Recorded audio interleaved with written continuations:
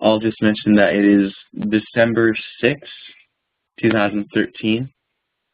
The year is coming to an end quickly.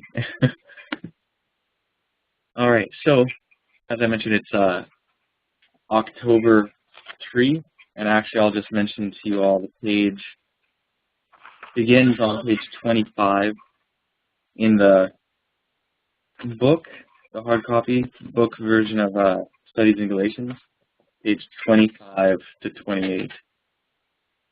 So, as we have now passed the preliminaries and have come to the study of the real substance of the book of Galatians, the first thing to be noted is the surpassing value of what is here to be studied. This is made known in chapter 1, verses 8 and 9, in those remarkable words, "Though we, or an angel from heaven, preach any other gospel unto you than that which we have preached unto you, let him be accursed. As we said before, so say I now again, if any man preach any other gospel unto you than that ye have received, let him be accursed." Now this next paragraph is kind of interesting. This shows that if there could be any distinctions made among books of the Bible, then of all places in the Bible, the gospel, in its perfect sincerity, would be found in the book of Galatians.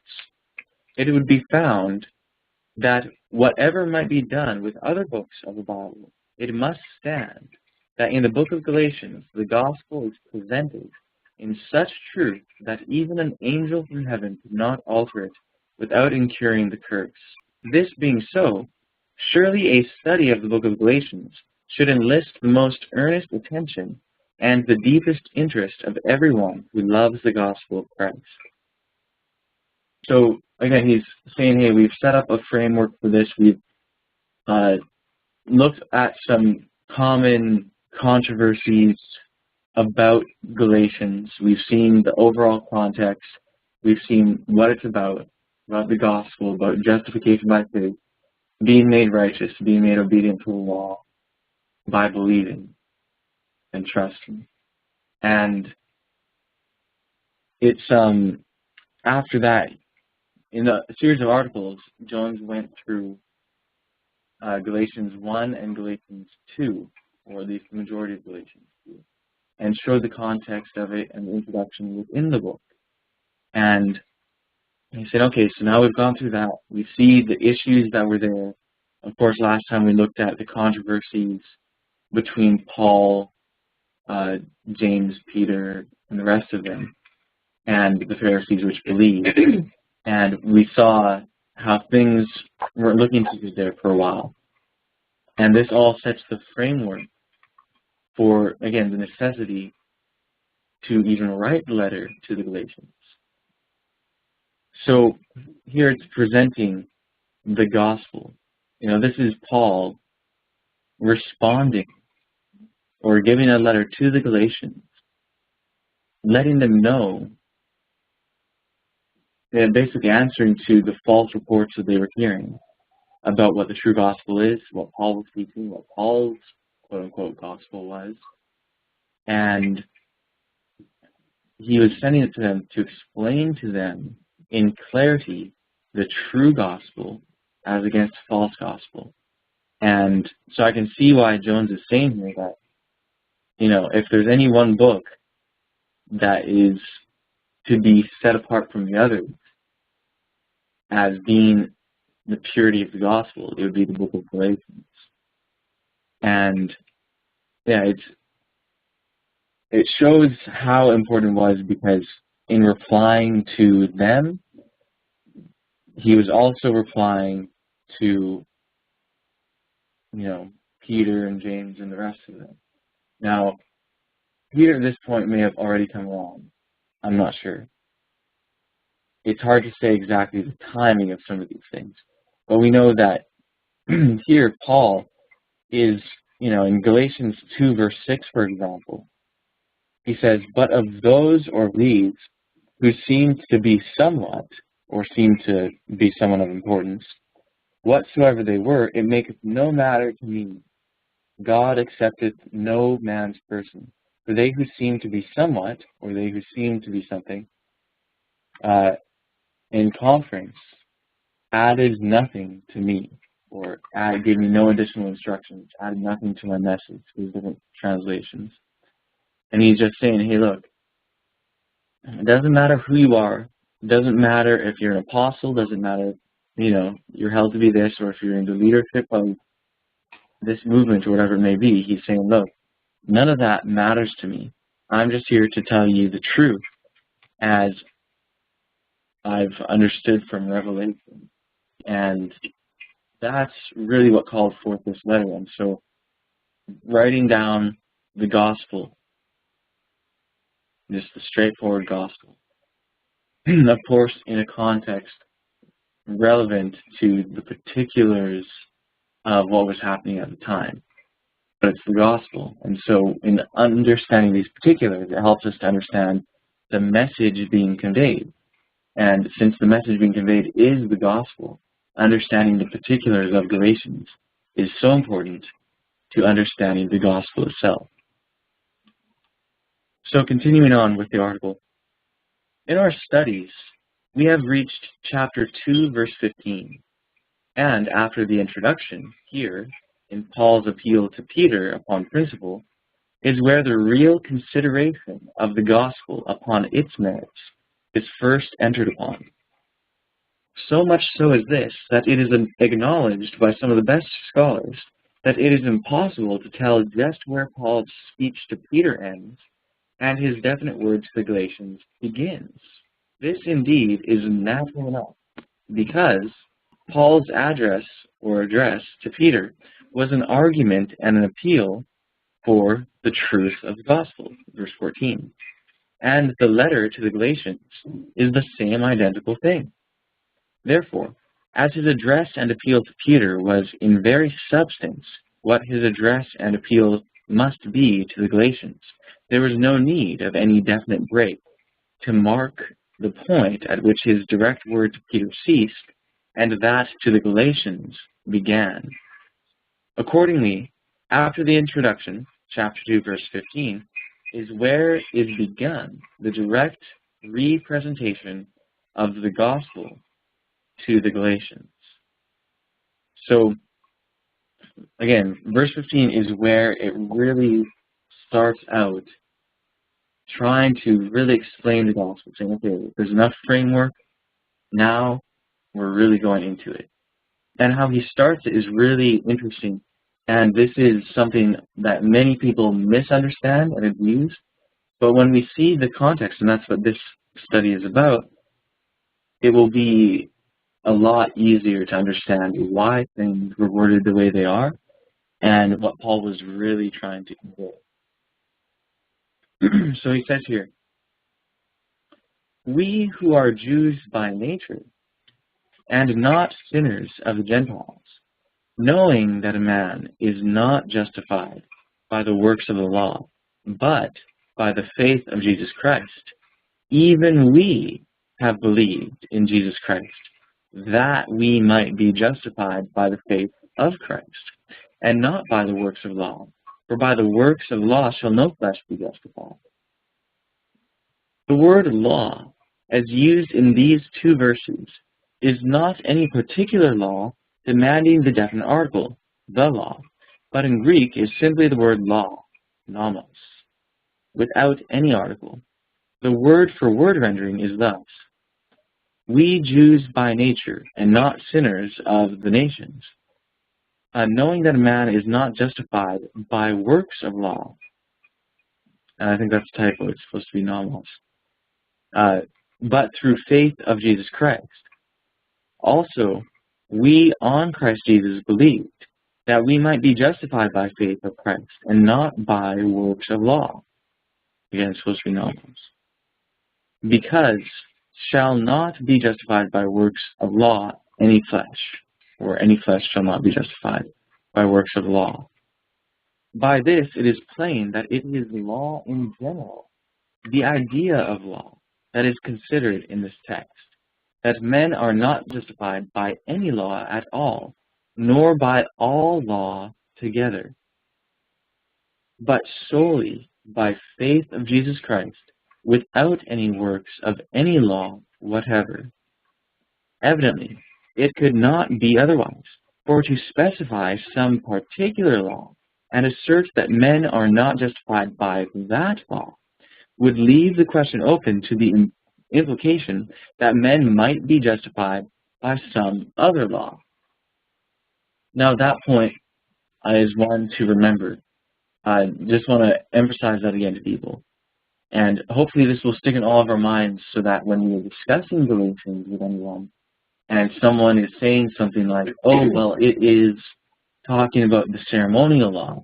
Oh, that's just the ceremonial law. It's not the Ten Commandments. It's not the ceremonial law.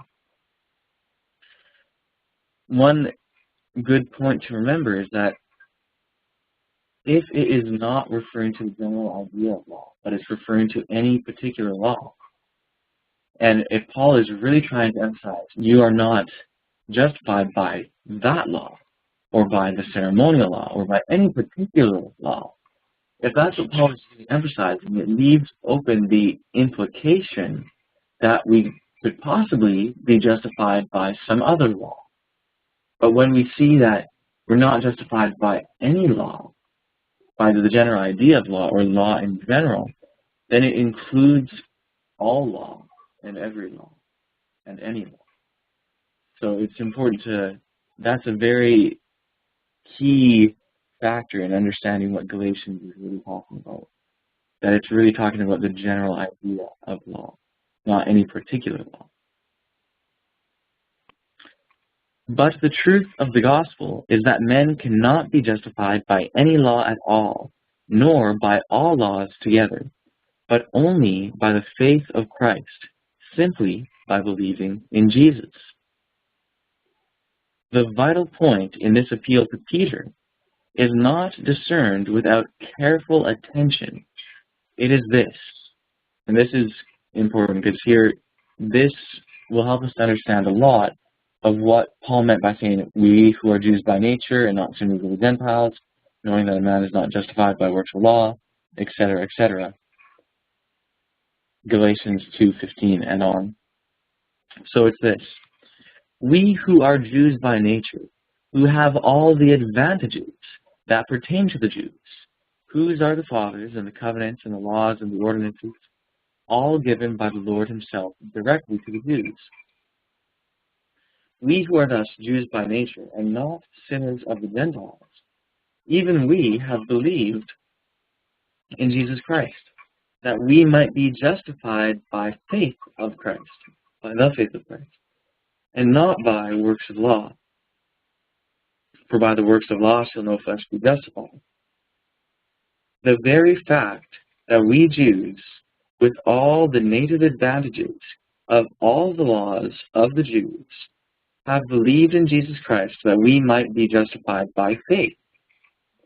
This in itself is open confession and positive evidence that there is no justification in law. So notice, pointing out, the Jews, they were the people, the only people, to whom had been committed the oracles of God. To them had been given the law, all the commandments that our Heavenly Family had given. And if even they, those who are born Jews, Jews by nature, must be justified not by any of those laws, but by faith in Christ, then surely the Gentiles who were born without law cannot be justified by law. So that's really important in context here, and that's really what Paul was trying to get across. So when this is so with us Jews who have all these advantages, what else can possibly be the hope of the Gentiles who have no shadow of any such advantage? When even we, notice he put even we in quotations, that's because in verse 16, and it's important to emphasize this, why did Paul say even we? We who are Jews by nature and not sinners of the Gentiles, knowing that a man is not justified by the works of law, but by the faith of Jesus Christ, even we, those who are Jews by nature, have believed in Jesus Christ that we might be justified by the faith of Christ, and not by works of law, for by works of law shall no flesh be justified. That's verses 15 and 16 of Galatians 2. So, when even we must be justified by faith, how much more must the Gentiles be justified by faith? When we, who have all these laws, cannot be justified by them, but must be justified by faith without them, what shall the Gentile do who has none of these laws at all, if he is not to be justified by faith without them? And when we have confessed that we cannot be justified by these laws, how can we ask the Gentiles, which we ourselves were not able to bear, and which, by the liberty of the faith of Christ, we have thrown off? Therefore, and this is key because this goes back to verse 14, and what Paul was saying to Peter. And when he misunderstands this to say, oh, well, Peter, you lived as among the Gentiles, you ate like the Gentiles, you didn't care about clean and unclean meat, because people misinterpret Acts 10, and you weren't keeping the Old Testament laws, and now the Jews come back, and so now you're going to go back to keeping the Old Testament laws. That's how people usually interpret it. But notice the context of this: we who are Jews, not Jews, etc., etc.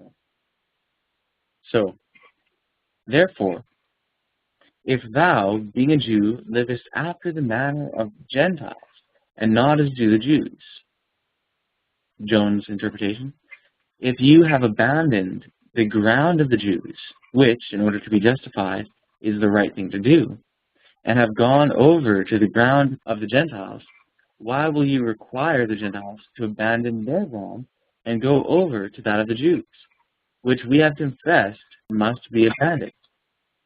All this was simply, in other words, the very argument that Peter himself had made in his statement of the truth of the gospel in his own experience in the council at Jerusalem. This is quoting from Acts 15, what Peter said at the council of Jerusalem, and this is the same message that Paul was saying to Peter. So Peter said, Men and brethren, ye know how that a good while ago God made choice among us, that the Gentiles by mouth, or by my mouth, should hear the word of the gospel and believe. And God, which knoweth the hearts, bear them witness, giving them the Holy Ghost, even as he did unto us, and put no difference between us and them. Note, not between them and us, but between us and them, purifying their hearts by faith. Now therefore, why tempt ye God, to put a yoke upon the necks of the disciples, which neither our fathers nor we were able to bear? But we believe that through the grace of the Lord Jesus Christ, we shall be saved, even as they.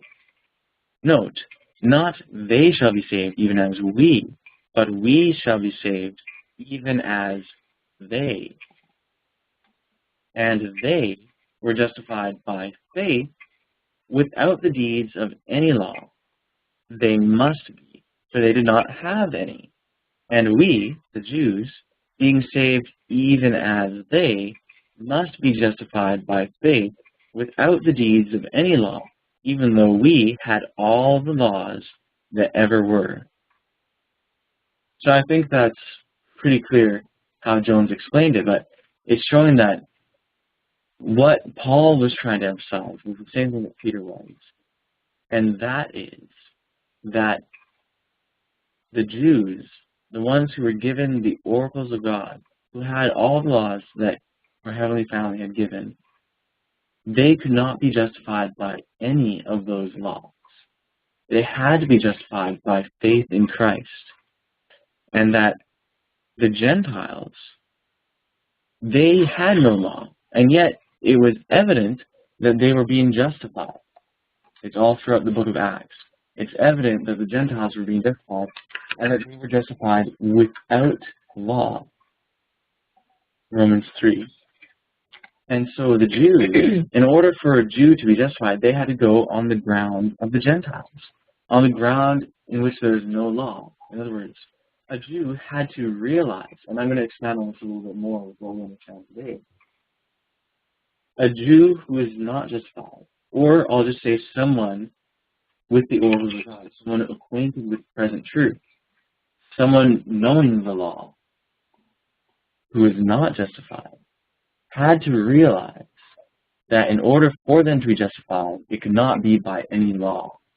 And not only that as a theory, but literally it was impossible, and it is impossible for anyone to be justified by any law. And this is how we can see that we must be saved as Gentiles. Lately we've learned that the nations, Goyim, which is the same word for Gentiles in Hebrew, nations and Gentiles, are ruled by wicked gods, and that we have citizenship in this world if we are in sin. And anyone who sins is a servant of sin, and a servant of the father of sin, Satan. And anyone who sins, in that case, is in the dominion of the wicked gods, and under their power, and therefore, by definition, a Gentile, or a heathen, or one from among the nations. These are the terms, goyim.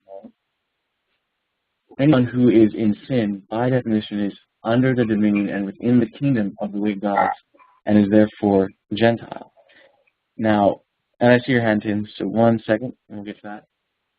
So that shows us, again, that if someone is in that place, all their deeds are wickedness, free from righteousness, like it says in Romans 6. So, of course, by no works could they be justified. We have to acknowledge our ground on the Gentile ground and be saved even as they. Be saved just as the Gentiles are, without any law. Does that make law void? Does that make law abandoned? But Paul says, God forbid. Definitely no. Because the issue of righteousness even is the issue of law, right doing, obedience to law. But it's just how that righteousness is obtained. Go ahead, Tim.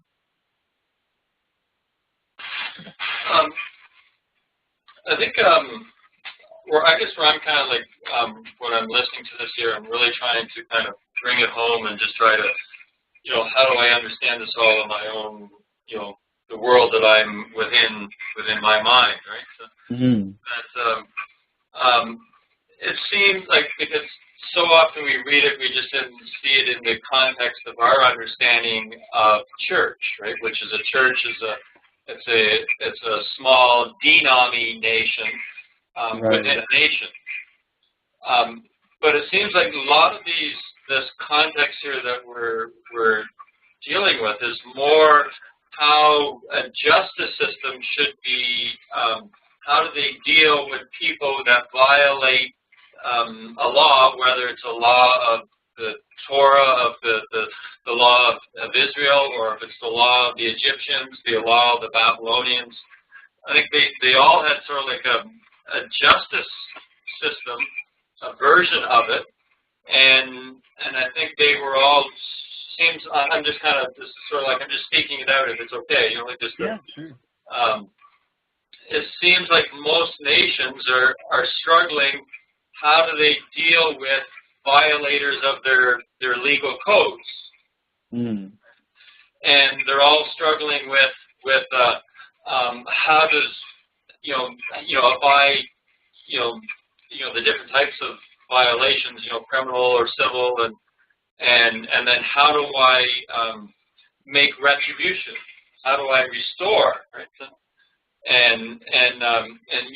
all this, but it just seems with this concept now, with this justification by faith, that the foundation of this kingdom, that it's not so much on the basis of retribution, like what do I need to, but it's on the basis of resurrection. Giving, like it seems like it's like what we're talking about is that it's foundational for which that nations can live by. Right? It's not just some little people in a church, that they can feel nice that they've been justified, So these are solid principles that will make a nation who lives by them endure forever. Oh, totally. And it just seems like like we're like our justice has fallen in the street because we don't know how to, because we want everybody to do something in order to restore or to make retribution. All these works or these what if somebody, how do we do it today? Like just some examples, maybe. So somebody gets into an accident and they're drunk driving, so they violated the law, they kill somebody. Well, then how do they, what's the best thing in that light? Is it resurrection, right? Or do we leave the guy in jail and he just kind of has to kind of deal with his guilt, and he's got to feel the effect of it for months on end, and hopefully the system might provide a little bit of counseling for him, right? So, Right. But I know I just try to get the contrasting, like this is not just something for just little church folks. Yeah. No, I'm so glad that you're emphasizing it like that, because this really is a big picture thing. It really is. And you could say it's a national thing, but it goes beyond even the national. Even I'll take it one step up beyond that, although there's more. Really, the whole world, the world is just a division of nations, most of which, all but one, in fact, are ruled by wicked gods. Mm-hmm. And under that system, there's really no hope. There really isn't. But in this system, the system of righteousness by faith, like you're saying, it's not so much about punishment for the transgressors of the laws, but it's changing people. It's actually a system which provides a means whereby someone can keep all the laws all the time. In fact, everything in this system is set up to provide people with ways to break the laws and thereby receive the penalty of the law. Why do they make cars that you can go 300 miles an hour in, 300 kilometers an hour in, and then they have the speed limit? So this is an act of righteousness, this act of justifying somebody and resurrecting them. It's an act of someone greater than them to do it for them. Right. So none of the wicked kings or the wicked gods, they're not righteous, so they're not going to do this resurrection. Right. They're not going to provide that for those under their dominion. They're just going to, like if you look at the world today, every country is just in this horrific situation of debt. Well, that debt is to be legally the responsibility of all its citizens. Right. So if America's these $1 trillion in debt, you divide that by how many citizens they have. Well, legally that's how many are in debt. That's what whether it's $400,000, $500,000 per person that they come into this world even before they're born. They're already in this debtedness, right? Well, somehow somebody should be righteous enough to declare that and clear that, right? Oh yeah. Rather than keep people in this perpetual debt, and then they have to do some kind of, or they shift it from those who should really be responsible for it. They shift it onto the middle class and inflate their way out of it, rather than defaulting. And so all these things, they're not going to act, these wicked gods and these nations that are ruled by them, they're not going to act righteously at this time. So they're going to want people to pay. If you violated their law, well, you're going to have to do something to make yourself clean again or declare your record. Yeah, it's really the system of the wicked gods is wholly a debt-based system, both financially, in terms of sin, in terms of everything. I mean, what you're saying was really reminding me of Galatians 5, verse 3, where the whole thing being emphasized there is that if someone takes law, and particularly in reference to circumcision, if someone is circumcised as a means of justification, they are debtor to keep the whole law. And now it's not just, and A.T. Jones explains this very well, how it's not just that someone is obligated to keep the whole law, because the obligation to keep the whole law is upon everyone. That's already there. But debtor, someone is owing what he cannot pay. And the way Jones explains it is, someone going to the bank, and I might not say the analogy 100% accurately, but somebody going to the bank and taking out a loan that is just impossible for them to pay. And not only is it impossible for them, let's just say they take out a loan for $1 million and they spend it all. And then they go to prison. And they have upon them this debt that they must pay of $1 million, of which they do not have. And not only do they not have that with which they're supposed to pay, but they have no means of earning that with which they're supposed to pay. And so that's really the situation under the system of the false gods, where, another example of that is the American government at the present, and how they are trillions of dollars in debt, and there is no way that they can pay that debt, and any working of their own that they can do to make the money to pay the debt is just fraudulent to begin with. And so the very fact of them trying to pay the debt is just getting them more into debt. That's the exact same thing with sin. And someone who is trying to be justified by any works of law, because not only then do you have the obligation of the law upon you and are under condemnation for breaking it and need to have that penalty paid, but you also have absolutely no means of earning that, because again, the standard is so high, and the righteousness of man is filthy rags, and someone who's in sin is free from righteousness.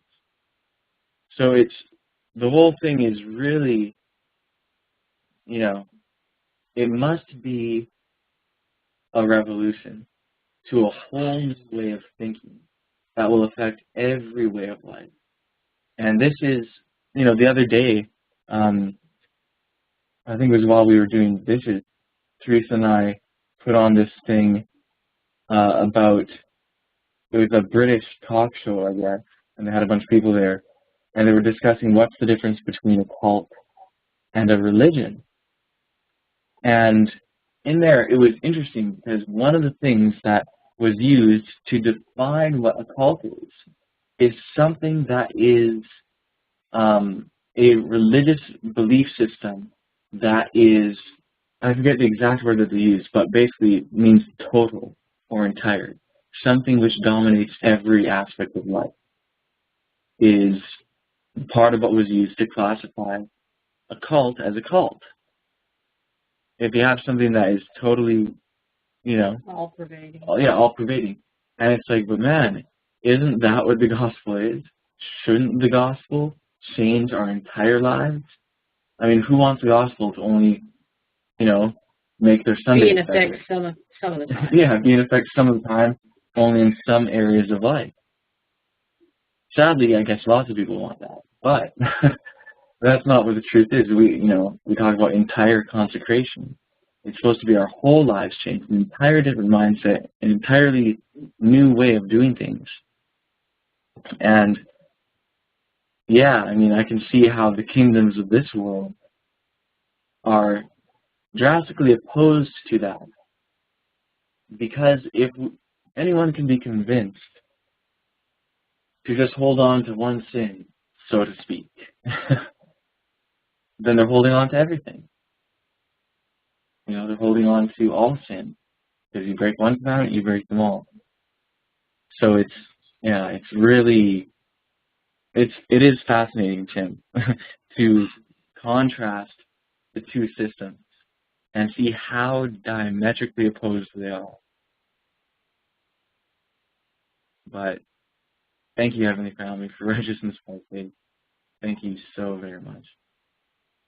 The gospel is a beautiful thing. Beautiful. So I'm going to read a bit more here. It's coming closer to the end of the article.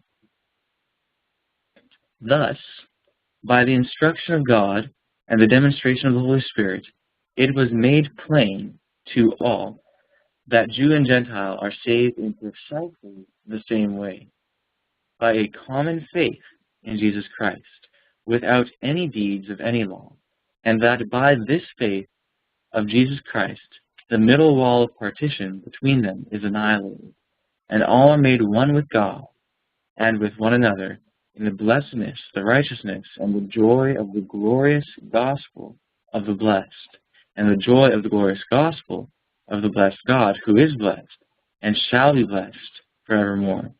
Amen. So that's the end right there. But I think what was being said in the article is really important to understanding what's going on in Galatians and defining what the gospel is and why there's even this discussion of the difference between Jews and Gentiles. And I know that there's other articles from James where he emphasizes this thing of the necessity of going onto the ground of the Gentiles to be saved. And going onto the ground on which we have no law as a means of justification.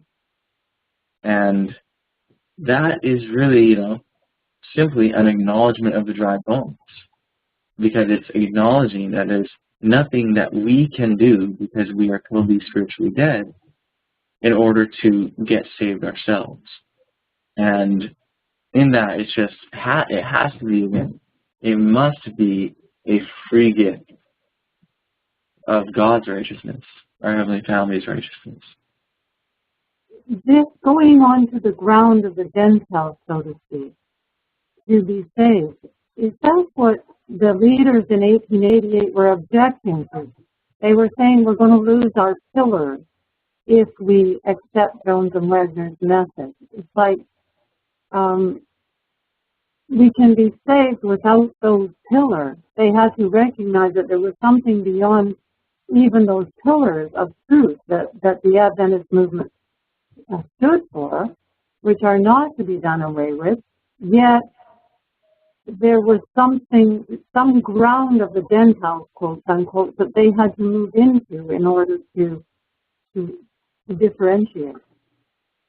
Yeah, I don't doubt that was definitely part of it, because they were saying, you're removing the old landmarks, and Ellen White had to go and say, hey, you guys don't really understand what the landmarks are. And the real issue is that they had to move past those things as a means of justification. And I know Jones and Wagner went through a lot of trouble trying to show how what they were saying was not in any way lessening the Ten Commandments and degrading the law, but in fact justification by faith is the only thing that can exalt the law. It's just that, it can't be as a means of justification. And so I think that, the thing that you're saying there, going onto the ground of the Gentiles, understanding these passages in Galatians in particular, the way Jones and Wade explained them, seemed to the Adventist leadership at the time, throw out the framework that they had in their minds about how Galatians is demonstrating the end of the ceremonial law and the perpetuity of the moral law, the law of 10 commandments. That's kind of the framework that they had, and the interpretation that Jones and Wagner had was throwing that out. And part of that was certainly this whole thing of going onto the grounds of the Gentiles, or, we must be saved as they are, without law. And emphasizing, I think there's one article that I read from A.T. Jones where he was saying about how some people get very uncomfortable when we quote this verse. He said, but hey, it's in the Bible, why be fearful? And it was, let's see, it was Romans 3, verse 28, where it says, therefore we conclude that a man is justified by faith without the deeds of the law.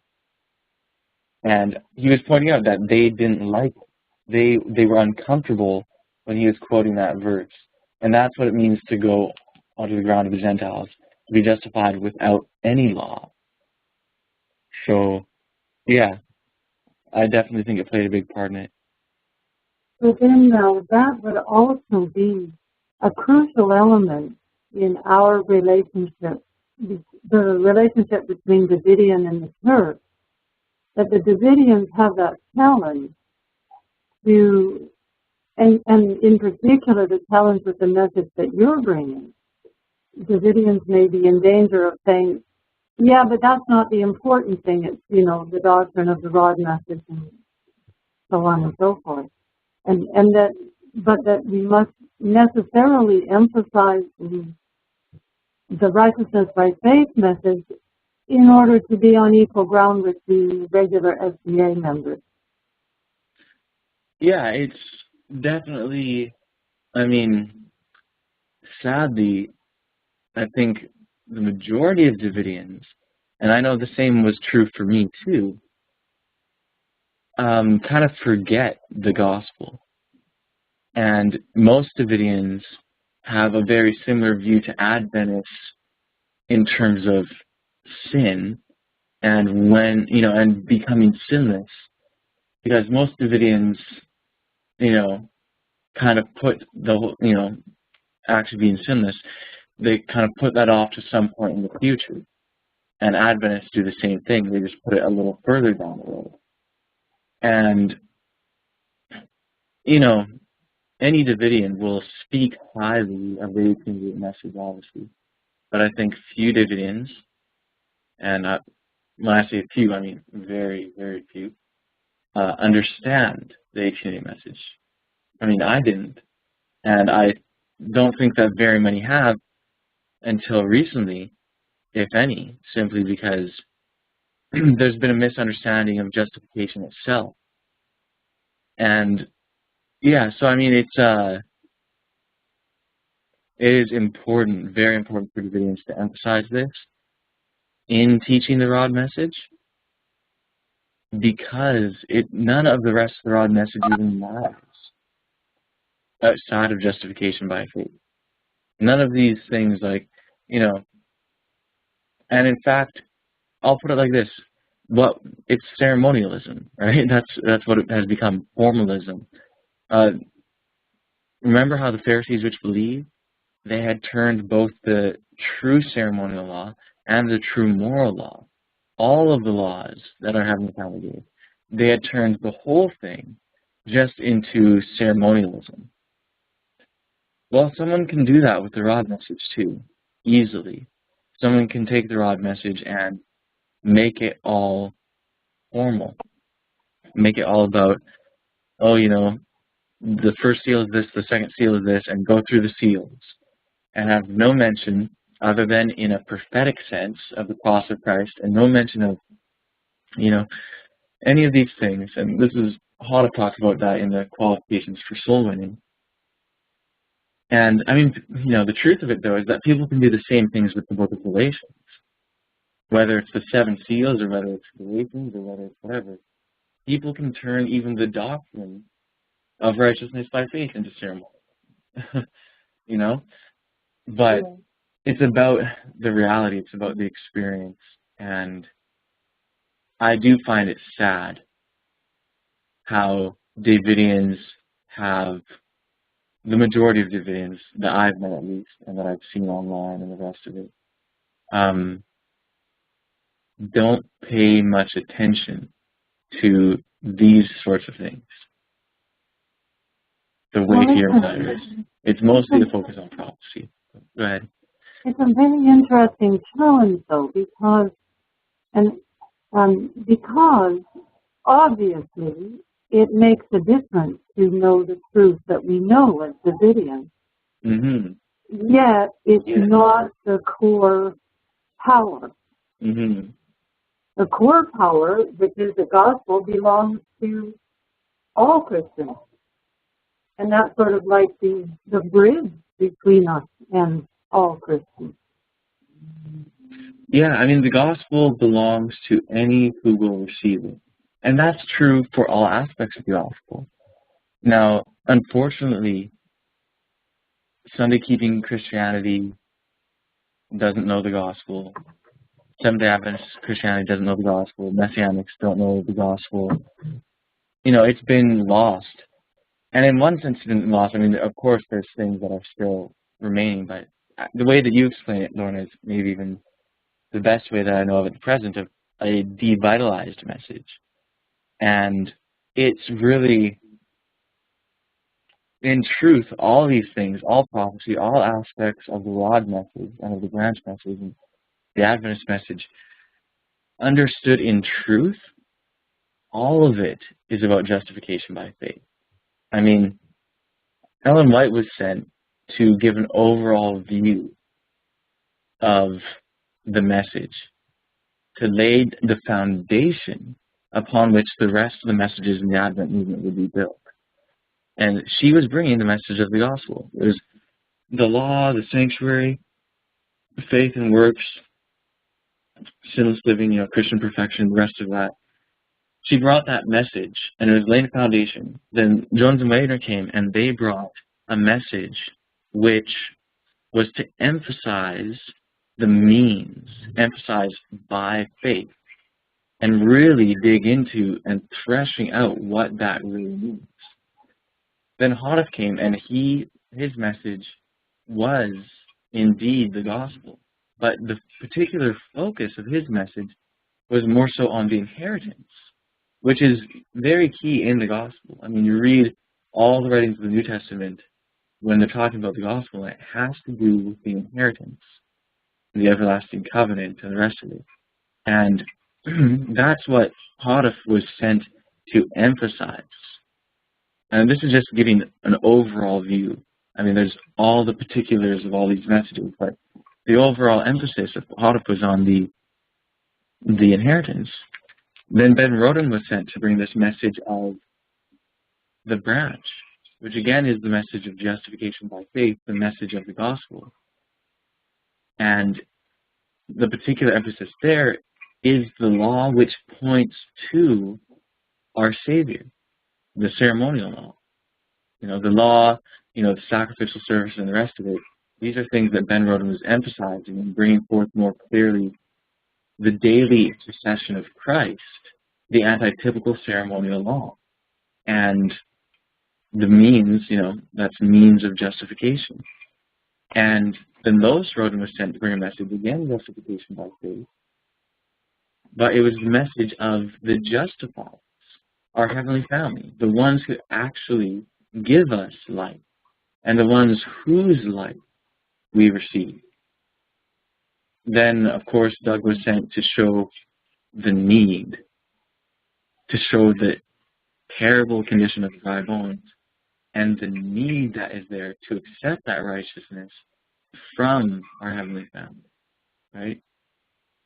And today, the message that we have is bringing it all into terms of what it actually is. The message we have today is the message of just simple reality, of truth, and this is the message of the experience, of the actual thing, not the theory of the thing. This is the message about the experience of justification by faith itself. And of course, each message as it has come builds upon its predecessors, its previous messages, and it all comes together in one. And so the whole thing has been justification by faith all along, though it was not understood what justification by faith really is for quite some time now. And there's been misunderstanding even by the messengers who brought it. I don't think that Hadaf understood justification by faith as clearly as we understand it today. Certainly not. And nor even as clearly as Jones and David understood it. And there's same thing with Ben and Lois and Doug. But all of these messages which have come are all part of the gospel. And only in the coming together of all these aspects of all these messages can we see the fullest picture possible at this time. And yeah, it's important to realize it's all the gospel, but that if any of it is separated from its true purpose and from its context centered around the gospel, then it just becomes formalism, and there's no gospel left in it. Can I say something? Yes, please. It comes down to the power to give the gospel, because, we've learned a lot about what to say to people, what to teach them, about the kingdom and about how everything's going to go down. But what we've lost track of, because of the very conscious effort of, Satan and his agencies, is the fitness to be able to give the gospel in verity. And, I was reading, Sister White says something interesting. I can find it. Sure. Okay. Yeah, she says, let's see, Testimonies, Volume 1, page 186. She says, the Laodicean message, talking about the Laodicean message, she says, it is designed to arouse the people of God to discover to them their backslidings and to lead to zealous repentance, that they may be favored with the presence of Jesus and be fitted for the loud cry of the third angel. And the issue right there is the presence of Jesus, but that's the thing that hasn't been specifically taught in clear lines, for years and years, especially, of course, by the leadership of the church. The woman that brought me into the church, her name is Naomi, and I was talking to her recently, and she said, and she's worked for the conference her whole life, been married to a minister, and she said, oh, have you paid attention to what's going on in the world? And I said, yes, and she said, Jesus is just going to come any day now. And I said, well, we've got a loud cry to give first. And then after that, I thought, wow, that's so bizarre that, I wonder what she even thought when I said that. And then I thought, well, of course, she thinks they've been giving the loud cry for 100 years. And then I thought, well, what I really should have said is the church has to be purified first. And, anyway, you could go on into detail. Well, the wave sheep has got to, and so on. But, that's the thing, is that, she said way back then what the issue was that we have to be fitted. And, that's what Davidians have lost sight of, and even us as branches, so our sister has to really point that out to us, that's the issue right now. It's not that we don't know enough. We know enough to teach the stuff backwards and forwards, but it's just that we don't have the presence of Jesus. Oh, that's hitting the nail on the head. It reminds me of something Hadaf said about knowing too much but understanding too little. And that's so characteristic of Davidia in a lot of ways, because we've forgotten the things of the former reign, so to speak. Mm-hmm. And it's just, the gospel is so vitalizing, though. It's so refreshing. And every so often, I do this less than I used to, for sure, but I used to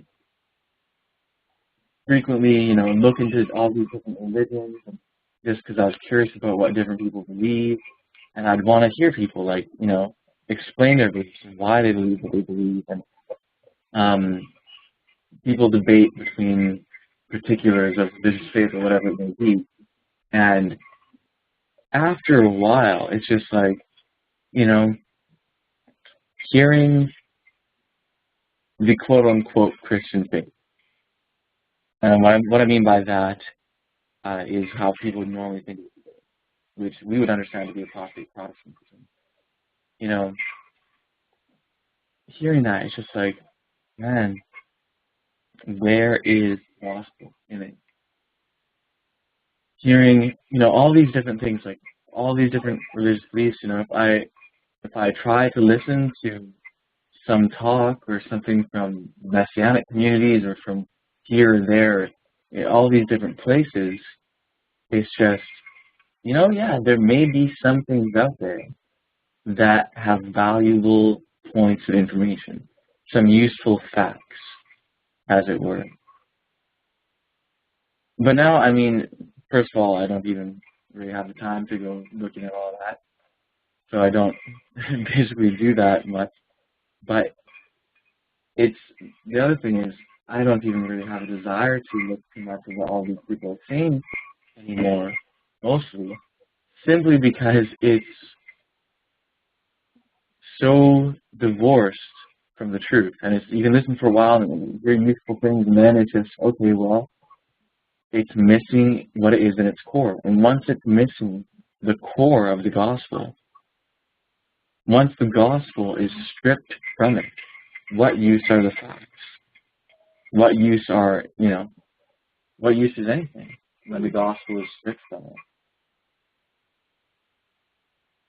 So that's why, again, it's so important,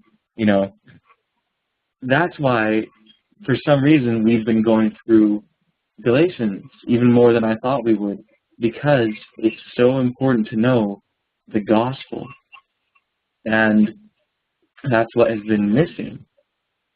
Now, yeah, who knows? Like I said before, we may not go through all of Galatians together. I'm sure we won't go through every article in studies in Galatians, because there's a lot of them. But I'll just say for the next month or so, we may be going through a number of these things in Galatians and all that. At the end of that, I'll be able to focus more on writing.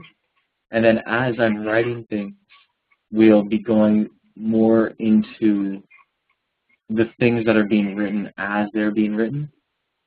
And there may be some stuff, in addition to the books, there's other articles that need to be written. There's got to be something written endeavoring to set forward the gospel in as clear lines as possible for anyone to pick it up and read it. There's also got to be a 40 Always article we have to do. There's, smaller things there in addition to the books. So I just wanted to mention that to kind of give you guys a heads up for some direction that we'll be going in these studies. But know that it is all focused on the gospel, and anything divorced from it, is only worth what it's worth. Trent, something that you said a few minutes ago, I forgot exactly what it was, but it reminds me of the statement, forever studying and never coming into the knowledge of the truth. Right. And I was reading an A.T. Jones article today, and it was on surrender. And he said something really interesting.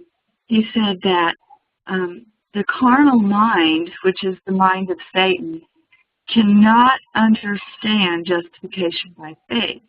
Mm-hmm. And so, I was thinking about it, what you said, sometimes it takes a long time to get ready to, be willing to accept justification by faith. But then when you're ready and you accept it, it's an act of creation, and it just happens in, a nanosecond. I don't know if there's even any time that you can say that it takes. But anyway, and so he said that, we can try to understand it. And I know you know, I was thinking, wow, this is me, because I'm such a studier, and I think those of us that have become branches, you know, we had, and some of us even came out of Sunday keeping churches, so we had to study to get that truth, and then we had to study to get, you know, wrap our minds around the Davidian truth and the branch message, and, you know, all of this, and we're so used to trying to figure everything out. It's like, you know, I realized, well, I think that that I have this belief that I'm not even aware of, that if I can figure it out, wrap my mind around it, then it can become a reality for me.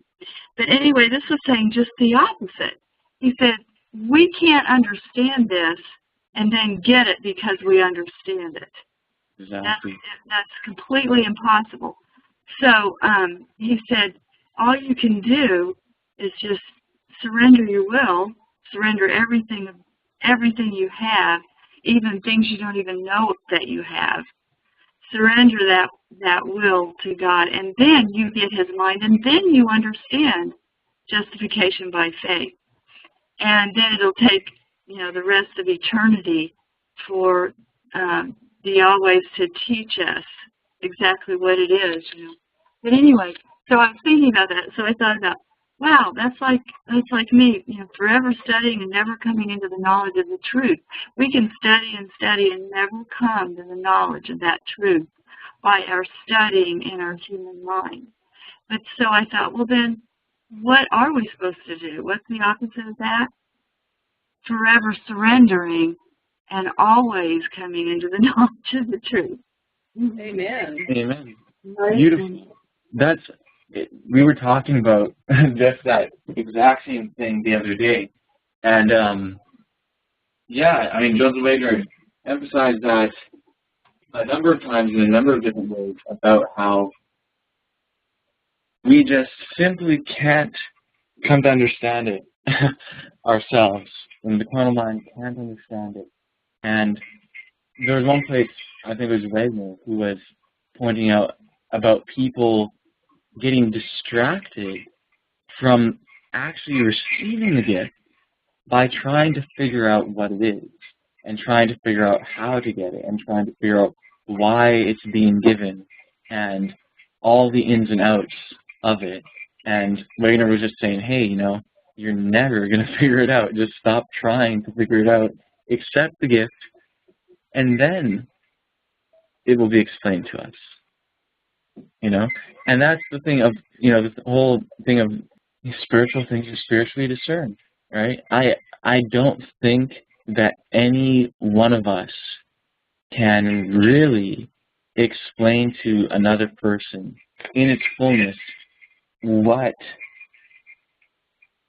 justification by faith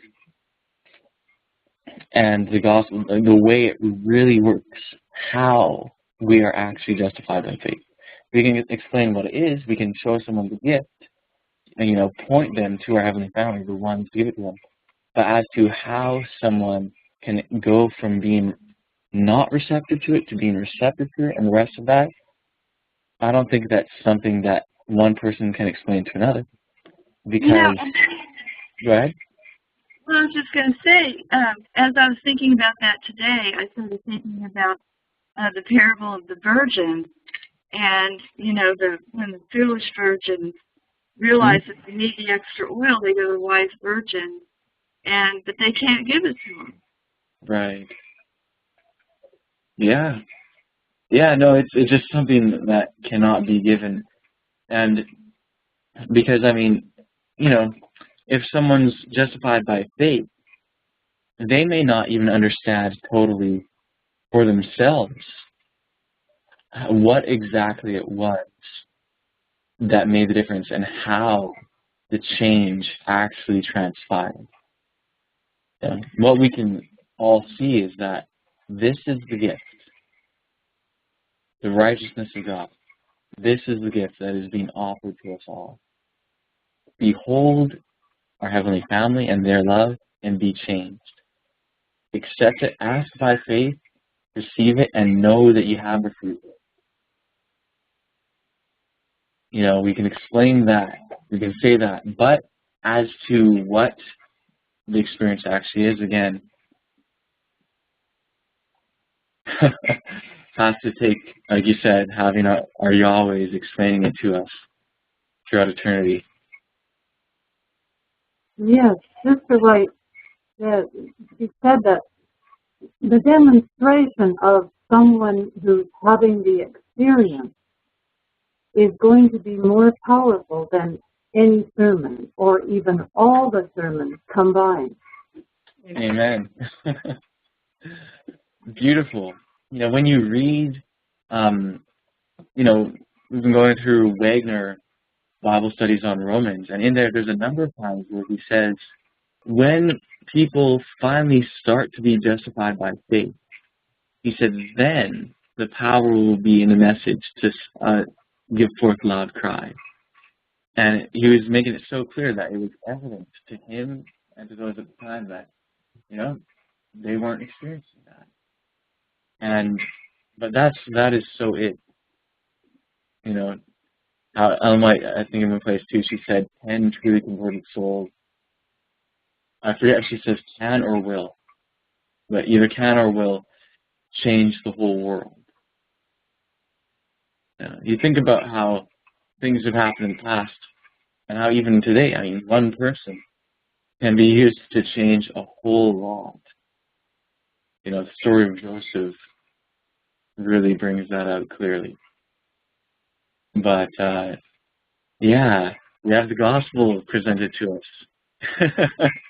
We should be happy with that. We should be very, very grateful to our Heavenly Family. Very grateful. Amen. So, anyways, I think we should probably close off now. Does anyone want to close off with prayer?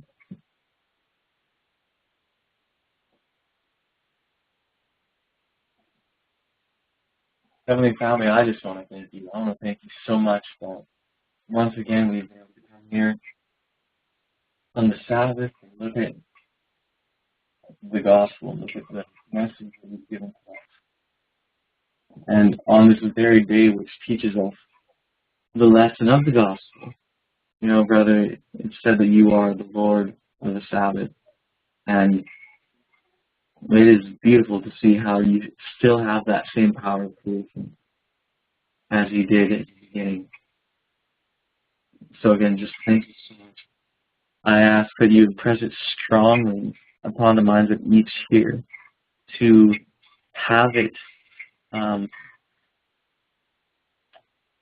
as the primary, the most important thing in their lives, to receive justification by faith.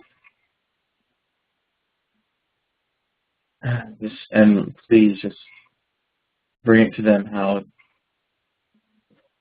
please remind each person here, day by day, hour by hour, moment by moment, to just look on you and see your love. Wonderful family. Father and Mother, if it wasn't for your children sent as intercessors, we would really be hopeless. And I know that if it wasn't for them, I wouldn't even be talking right now. Being eager, willing, and even anxious to give life to everyone here and everyone. Thank you so, so much. And it's in this name that we ask you of all these things. Thank you.